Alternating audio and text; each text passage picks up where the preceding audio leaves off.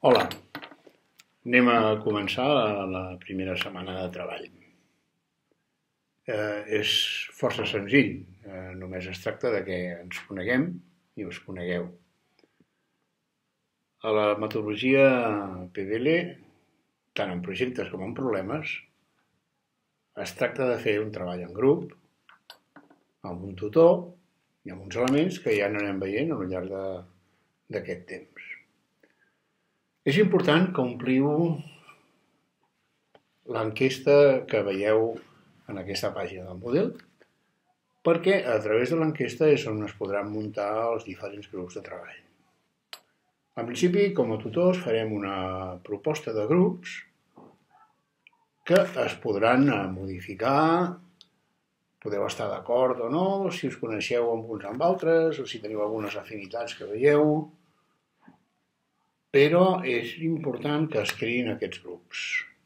Els grups són en principi entre 5 i 6 persones que es veuran entre ells, és a dir, tot el que facin grup ho veuran els altres, podran compartir, hi haurà un espai compartit, alhora que serà un espai de treball obert. La primera part del curs tractarà sobre la metodologia d'aprenentatge basat en problemes. Ja veureu que hi ha punts en comú en el treball basat en projectes, però hi ha una sèrie de diferències que vosaltres mateixos ja veureu de manera clara. La creació de grups és un element realment bastant complex, que porta certes dificultats, sobretot a classe. És a dir, sabeu que quan feu grups d'alumnes a classe, pot ser que els alumnes no s'entenguin entre ells, pot ser que ens trobem en què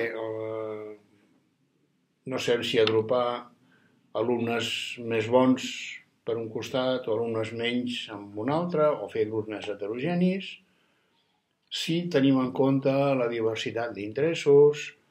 Bé, això és el que intentarem fer a la creació d'aquests grups. Veureu que hi ha un foro en el qual els podreu posar en contacte uns amb altres i les propostes de grups espero que les puguem tenir al final d'aquesta primera setmana. El treball en grup és absolutament imprescindible.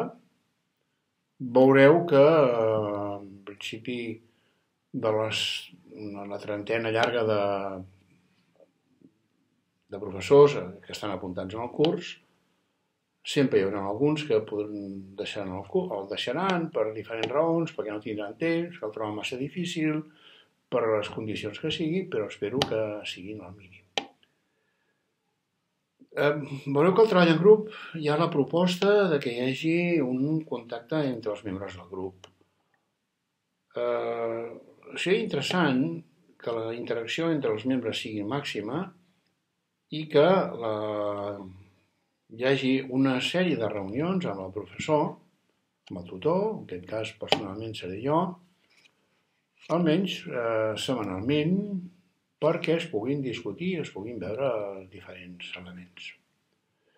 Bé, espero que pugueu treballar a gust i que pugueu interactuar al màxim entre vosaltres. Moltes gràcies, ens veiem en el curs.